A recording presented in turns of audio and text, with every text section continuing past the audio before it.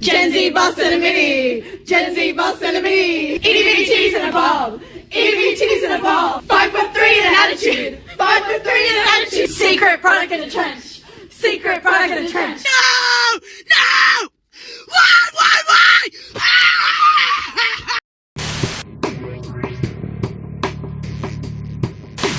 The derp with Kerp is here. Here he is. That's just touched down after a great broadcast. Successful launch of his new podcast.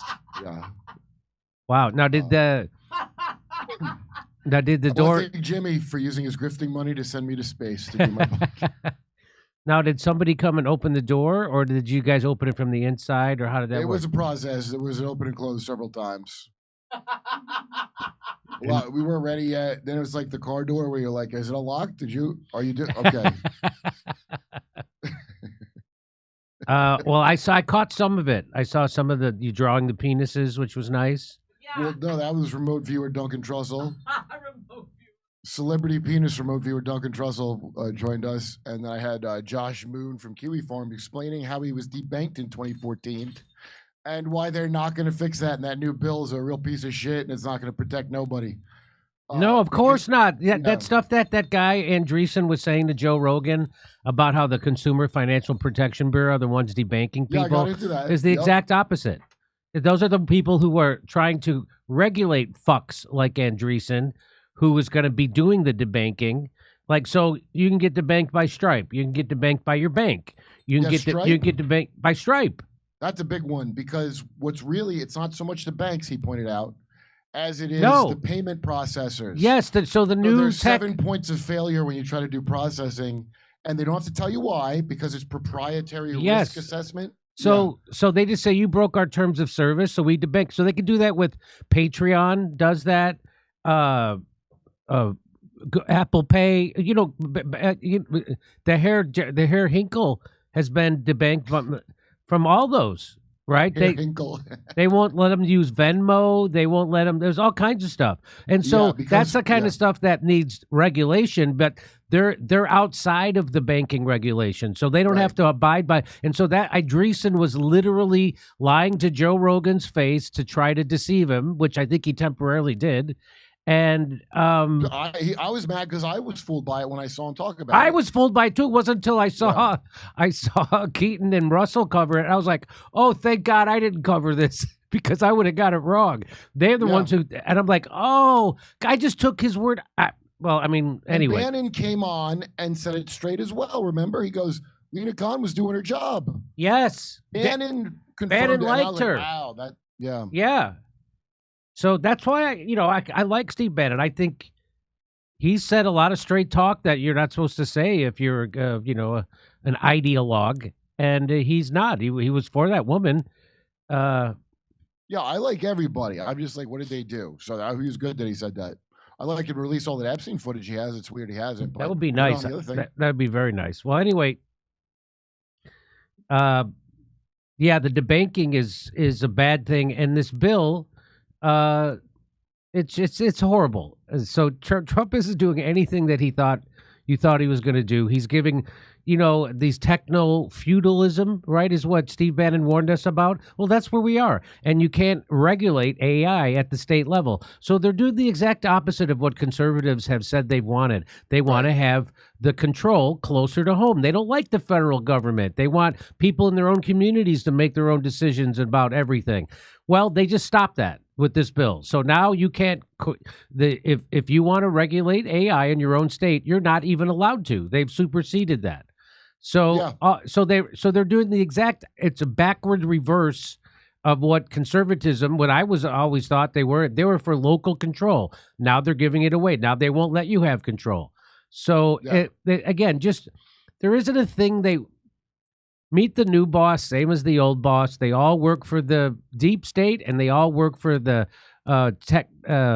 Silicon Valley, and they all work for the APAC, and they all work for the insurance company. Your vote does not matter, it turns out. It turns out your vote doesn't matter. Unless you get your hard on watching masked ICE guys tackle people outside of a Home Depot. Well, then I guess you're getting a thrill out of that. I'm not.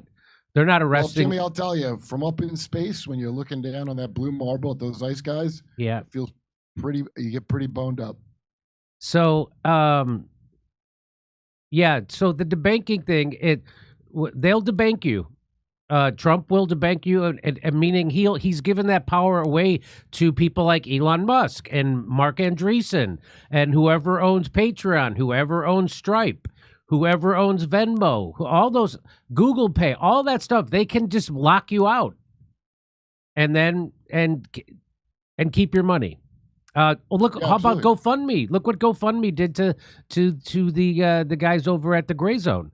They had raised all this money, they just froze it. They're like, nope. Yep. Well, that's what they did to this dude. I think he's like 32. But anyways, I mean, it was like me interviewing my own Boogaloo boy to some people, but that's because the guy, his site, made fun of people. He said a great point about letting people talk about what they want to talk about. You have to let people talk about stupid shit so that they're allowed to talk about important things. If anywhere you tell them you're not allowed to talk about this topic, it's going to screw the whole thing up. But when we had the Twitter files and Ben Collins, that creep that was part of USAID, and Catherine Maher and all them, that he ran afoul of people connected to that. And so they have smeared his site. There's things that he went through with that, and he just keeps going. But I watch his podcast, so I find out a bunch of things that are connected to what we talk about. And it's exactly like what they do to the Gray Zone or anything else. And what's going to happen is, now that everybody's losing that they wanted to win, they're going to get more desperate, and you're going to see a lot more of it, is my guess. You mean a lot more debanking? Yeah, what else are they going to do? They're losing the narrative. Remember the guy who said, we're the masters of the universe? And yeah, he was talking about Zionists, but it could be any one of these people. Hillary said, we're going to lose total control. That was her. She slipped and said, we're going to lose total control. So what are they going to do? They're going to try to tighten up, and the tools they have are like shadow banning tools. It's like they scaled down sanctions to the individual. That's exactly right. They've learned how to sanction individuals, and Trump's big beautiful bill helped accelerate that. Yeah. And again, I said I had hope. I didn't have faith in Trump. I had hope that he would be different and he would do things because that's all everybody was screaming. And a lot of smart people thought they would do things differently. I think it was just a reaction to how bad the Democrats had gotten. Like from Russiagate to COVID to censoring to lying to you for 4 years. I still get a kick out of people who make a living off of making fun about how Trump tells lies. And does he? As if he invented lie, like as if they didn't just lie to you. The whole, not only the Biden administration, but the whole media apparatus lied to you that he wasn't demented for 4 straight years, right to your face. Well, And I'm on my and you- 14th booster, Jimmy. and you so still- I can go to space. Right, and you still think it's unique that Donald Trump is a politician who tells lies to benefit himself? That you really think that's unique to him? They still pretend like he invented it. It's crazy. All right, I wanted to tell people this. So on my way, I went to Las Vegas to see David Blaine and Shin Lin. I like magic. Yeah. And I know that's not cool. It's not hip to say that you I like think magic. it's very cool. I like I'm an magic, astronaut. and I like impressionists. Yeah. I'm about. I know it's not cool to say those things. I like them, but so on our flight out from Burbank Airport to Las Vegas, we're flying Southwest, and people are like, why are you flying Southwest? Because they have a direct flight. Why wouldn't I fly Southwest? You think they're worse than anybody else? But here we are. We had a near hit. Wow. We almost smashed into another plane. So I'm on the plane.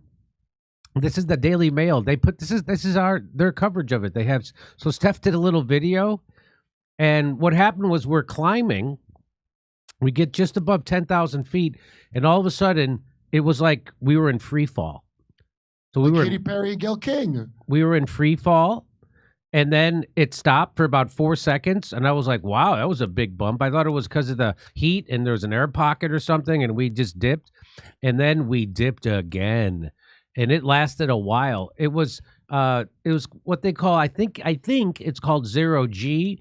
So you know how when you see guys in a space capsule and they're floating around? Yes. Well, that's what was happening. Everything was just floating. I had my passport, that's my real ID, in this pocket right here of this shirt. No, it was a different shirt. Anyway, and all of a sudden I see it floating in front of me. Yeah. And I'm like, oh, I better get that. I grab it, and it was at least 6 seconds. That's an eternity. I heard another guy say it was 10 seconds. It seemed like forever, like, oh, and the women in front of us, they didn't have their seatbelts on. I had mine on, but I have it on loose, so I didn't go all the way up and hit my head. I did float, and the women in front of us, they went out of their seats, hit their head on the thing, and 2 of the flight attendants were just about to do a drink service. Why do you have to have? It's a 40-minute flight, literally, from Burbank to Las Vegas. They got to give you a cup of water. Why can't everybody just sit down? Stop it. Why do they have need alcohol for my next flight? What is stories? I don't know. It's like, what is? So anyway, this is the video that Daily Mail had. Steph had given permission for them to use. Here it is. You want to see it? Okay, just a few minutes ago, we had really crazy turbulence on this flight. Like, should we have over had that experience before that much? And what turns out not turbulence, it was the pilot taking an aggressive move because there was another plane coming at us. That's what it was. There's a collision avoidance.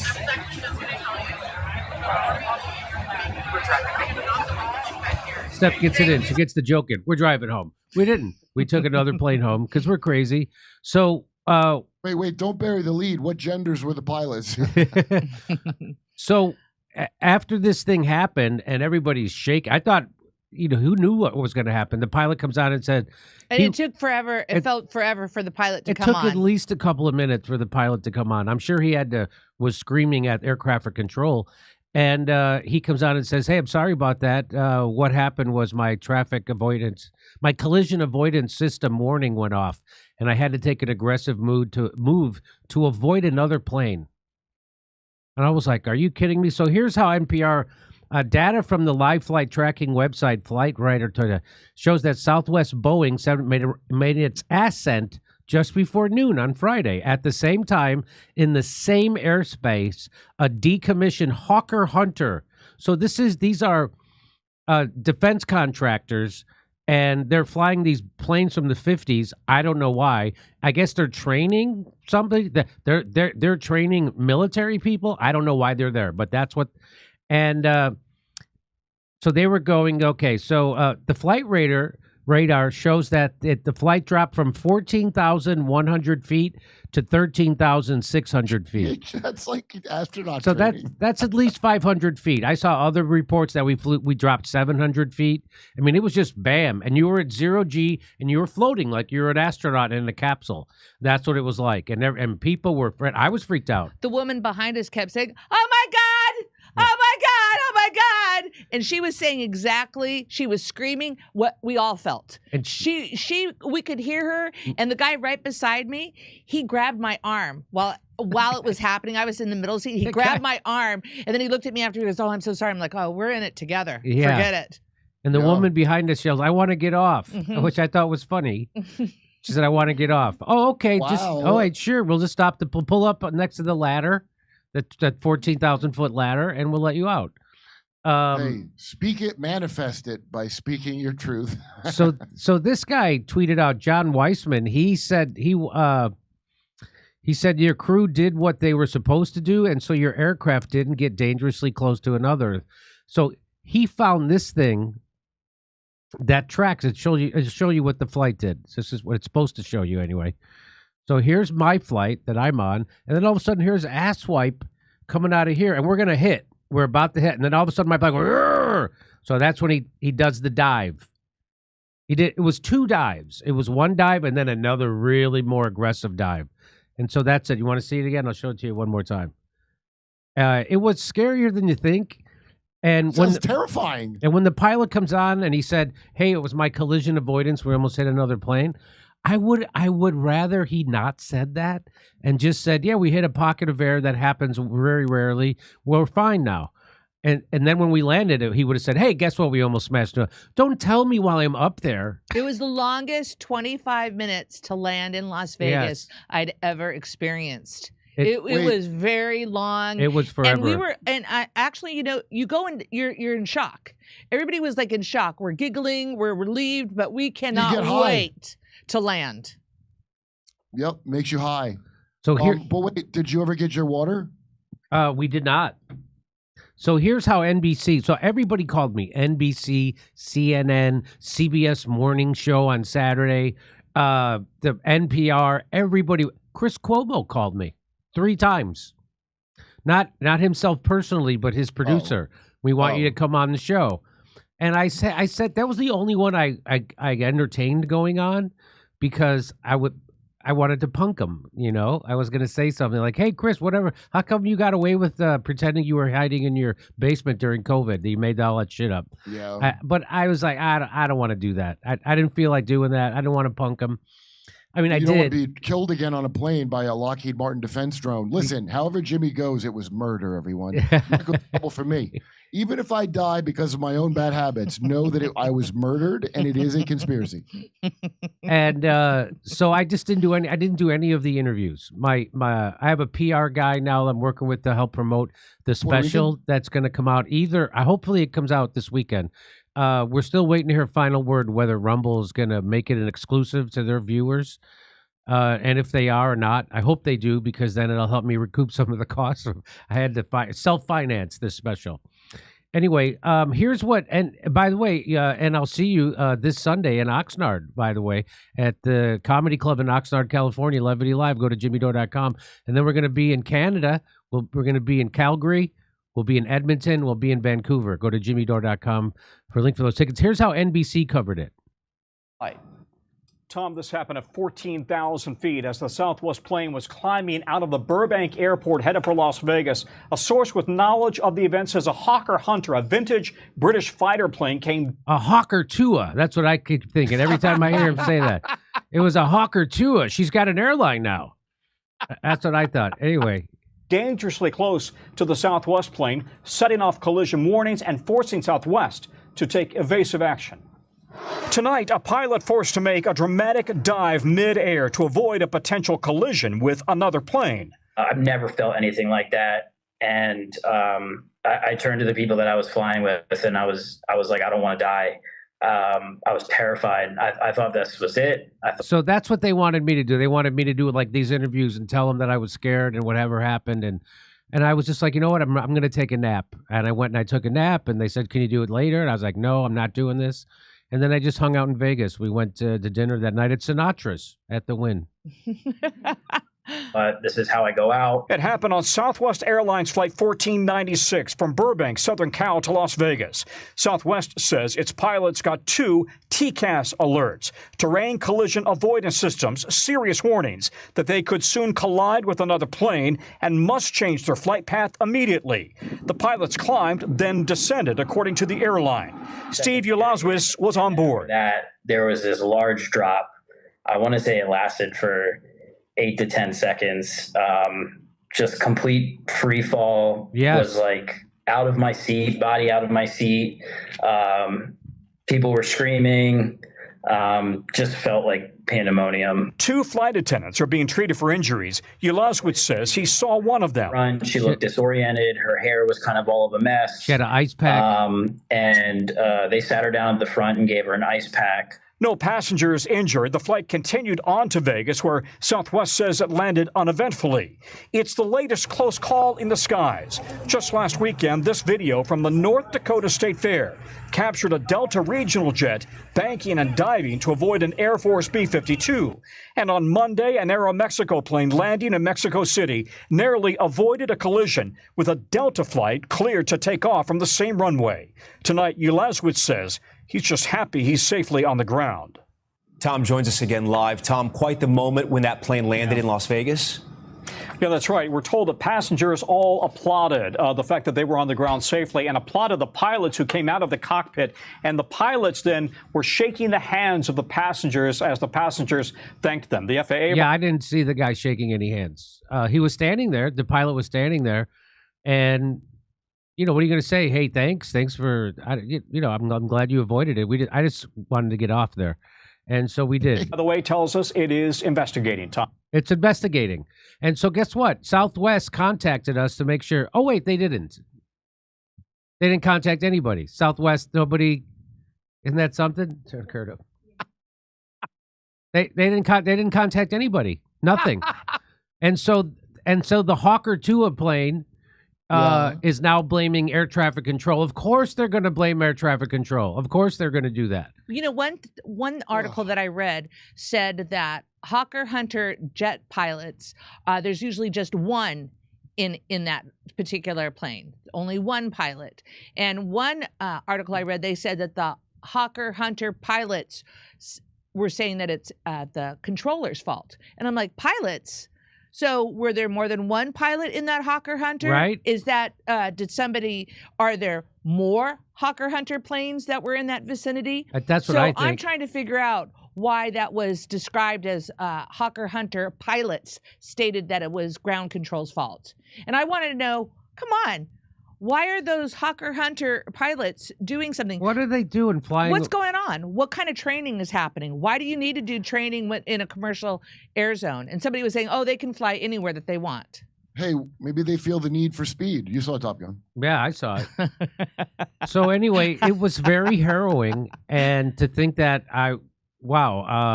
just to experience that kind of weightlessness and that kind of, I mean, it's the worst. Think of the worst turbulence you've ever been in. It was way worse. Well, you know what's weird, Jimmy, is I actually felt closer to Lauren Sanchez at that moment. I think we all are thinking about them right now in light of this, because that's basically their what bravery. they did. The bravery. What they went through. They didn't thank the pilot either. No. So anyway, so that's what happened, and it was scary as hell. We didn't get Southwest has not contacted anybody, and I don't know if it's traumatized. I feel traumatized. Honest to God, I do. So we went to the Sphere the next day. We went to the Sphere, and the Sphere has this great show. What is it? Postcards from Earth or something like that. But there's an interactive moment where the chairs shake. The chairs shake, and it feels like you're floating. Maybe before I would have enjoyed it. Yeah, it felt like I was going to fall over a mountain, and I was like, "Oh my God!" It really, it repressed memory, and anyway, and it was, it kind of. I'm like, oh, I think I do have PTSD a little bit. I have a little post-traumatic stress disorder because I can't even enjoy this movie and this, like, it's a big IMAX kind of a thing, and it makes you feel like you might fall. I'm like, ah, yeah, no, that's not good. Do you know that same day when I got that text? A guy jumped over the fence of my backyard. I don't know if he thought nobody lived here because it looks crazy. But I did chase him out with my Glock, and it was quite dramatic as well. And then we had to call the cops. Fucking nuts, dude. It's nuts here. You have a firearm? Oh yeah, the cop said you should get one because it's Yeah, I got you. All right. Yeah. Well, I'm glad that sounds like it's a separate segment. I don't know why you're jamming that in this segment, but. Same day. You think it's coincidence? Oh, it's the same day. The military sends a drone to get Jimmy Dore. Then a hobo jumps my fence. Yeah, maybe he just on fentanyl meth, but I don't know. All right, so that's the story. And we'll see you Sunday in Oxnard, California. Over to Steph. Okay, thank you, Jimmy. Southwest, anytime you want to reach out, you have our information. I mean, you text us about flights. You give us, emails all the time. I'm really curious why Southwest hasn't made a gesture to all the people that were on that flight. Okay, where are we? This says, Sean Fucht, accused of mismanaging millions in ministry revenue. Thank you for the link, Arby.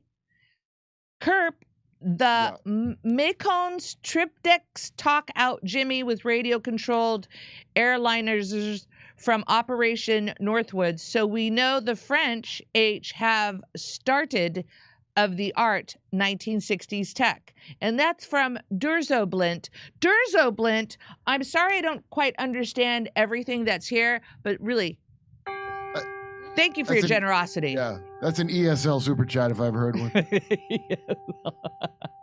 Hey, this is from Zarkov. I found a 45 record made by Dore Records this weekend. Jim Jam's family involved in the record business pressing plant, maybe? No. Sorry, Zarkov. No. Kurt, Flint Match. I'll send it to you later. Secret message from Flint Match. Nocturnal Human, what do you think about the idea of a network of private planes for traveling comedians? Be safe. Who's going to come up with the dough for that one? I'm sure that's pretty expensive. Debanking is happening already here in Canada. It means to crush you by cutting off your finances. Now, Carney wants to push a UBI put only for those who subscribe to a digital ID. You know, once again, last week, when we had, I forget the woman who was on talking to us about the real ID, and she asked us to call Twyla. Oh my gosh, you're great. Twyla Braze. She told us that we should call our representatives and tell them that we don't want to use that ID. We don't want a real ID. We don't need a real ID because bullshit like this is going to start happening. Now Carney wants to push the UBI, but only for those who subscribe to a digital ID. You don't want a fucking digital ID. Don't do it. Don't do a real ID. Don't do digital IDs. They're coming for us and our money. Ugh. What do you win when you stop a war you started? The Nobel Grift Prize. Sparky. Jimmy didn't seem to like the recent magic trick Trump and his team pulled. Not only did they make Epstein list disappear, it doesn't even exist. Poof. Right? I know. I heard an air show as justification for the plane. Michael, I can't find that anywhere. I saw that you made that comment, but I haven't been able to find that anywhere, an air show. To the moon! Kirpus, just kidding. No one can get to the moon. You die when you hit Van Allen radiation belt. Hey, you. Lisa Smith, thank you so much. That's what they say, but why would... Yeah, maybe. Slain Hope. Illegals get $3.5K in free monthly benefits in California. Where do I sign up? Take the gold back from the Jews. Problem solved. Savage. Ellen, what are you doing? Love you, Jimmy, Kurt, Steph. You all are doing so much good in the world. Thank you, Ellen.